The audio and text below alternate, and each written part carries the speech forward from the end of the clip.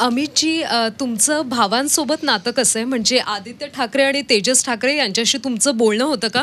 आणि ज्यावेळी तुमची उमेदवारी जाहीर झाली, मातोश्रीवरून माझे फोन अनेक आला भाऊ आहेत, वगैरे? तुम्ही ह्या दोघांबद्दलच का म्हणजे हे विचारता? तुमचे घराण्यातले भाऊ आहेत, तुमच्या काकांची सगळे माझ्या मुलं आहेत. घराण्यातलेच भाऊ आहेत.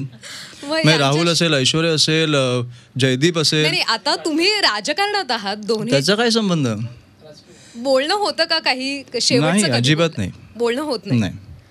मग आता उमेदवारी जाहीर झाल्यावर मातोश्रीवरून काही फोन वगैरे आला, शुभेच्छा मिळाल्या काही? शुभेच्छा मिळाल्या ना, समोर उमेदवार दिला ना आम्हाला. मोठ्या शुभेच्छा दिल्या त्यांनी.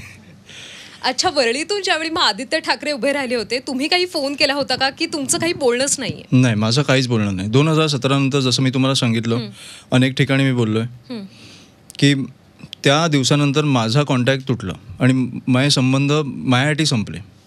अच्छा, आता कुणीच पुढाकार नाही घेत? मी तरी नाही घेणार. कोणीच, म्हणजे लोक बोलत असाल 2 भाऊ एकत्र आले, पण त्या दिवशी माझ्यासाठी ते 2 दरवाजे बंद झाले. कारण मी पण आजारी होतो तेव्हा. आता जे हे काय लेवलला खोके आणि आजारपण आणि कशामुळे बाहेर काढतात मला माहीत नाही. हे शेवटी कर्म असतं ना. तुम्ही काय वेगळं केलं का? बरं, मुख्यमंत्री आजारी होते ठीक आहे, म्हणजे माझा आजारपण नाही का?